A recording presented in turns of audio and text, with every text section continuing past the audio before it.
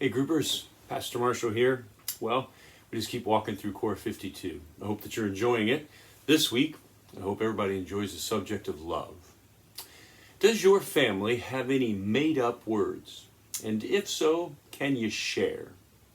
My family, when we're giving a gift that doesn't have anything to do with anything, not birthdays, not Christmases, not anniversaries, not holidays, it's just a gift because we love somebody. We call it a sussy. That's our made-up words. Your family have any made-up words? Do you remember the first time that you fell in love? What was that like? And how did you know that you were in love? Why did the authors of the New Testament take a basically unknown, unused word for love in the Greek language and apply it to Jesus? And what is a working definition of this word agape for you? What do you think of the King James Version's translation with the word charity? Does that seem like the best fit? To separate it from all the other words of love? Well, Paul starts off talking about tongues and prophecy and faith that can move mountains and even martyrdom.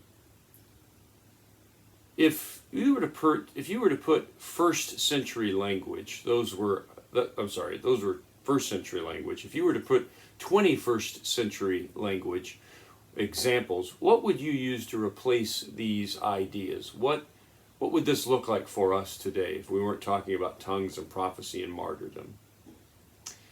If love is a verb more than a noun, share the most extraordinary act of love that you have ever witnessed or ever received. As a group, I want you to read through verses 4 through 8a 3 times. First, I want you to read through it and replace the word love with the word Jesus. Just go slow and soak it up. And then read through it again. In the second reading, identify the person closest to you. Might be a spouse, might be a child, might be a best friend, might be a sibling. Think about the person that's closest to you and share one attribute of love that you need to improve upon in your relationship with that person. And then, in the third reading, I want you to share about someone that you're at odds with. Not the closest person to you, but someone that you're at odds with. It might be a family member, it might be a neighbor, it might be a colleague, it might be an ex.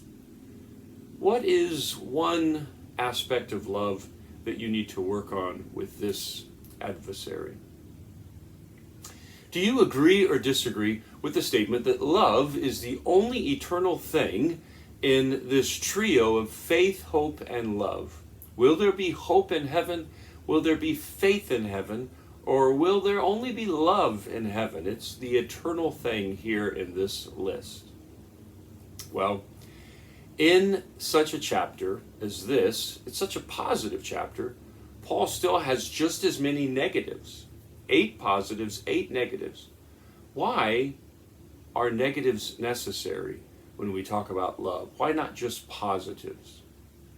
Well, I want you to do something positive this week, or at least I'm challenging you to think of 3 aspects of love that you need to work on. So maybe you want to share with your small group members of this list, which 3 aspects are you focusing on?